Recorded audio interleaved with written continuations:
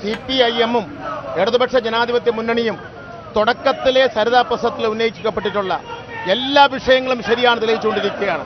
ബാർക്കോഴ കേസിൽ ഇടതുപക്ഷ ജനാധിപത്യ മുന്നണി CPM ഉന്നയിച്ചത് ശരിയാണെന്നതിന്റെ തെളിവായിരുന്നു കെ ബാബുവും KM മാണിയും രാജിവെക്കുന്ന സാഹചര്യം ഉണ്ടായത്.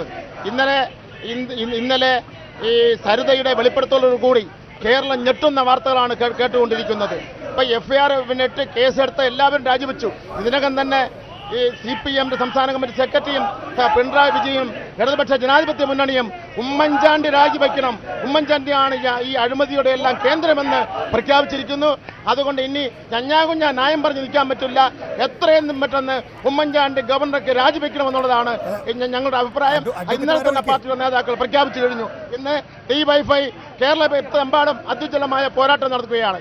ആ പോരാട്ടത്തിന് ഫലമായി സെക്രട്ടേറിയറ്റ് മുന്നിൽ നടത്തിയ സമരത്തെ തകർക്കുന്നതിന് വേണ്ടിയുള്ള പരിശ്രമം പോലീസിന്റെ ഭാഗത്തുനിന്നുണ്ടാവുകയാണ്.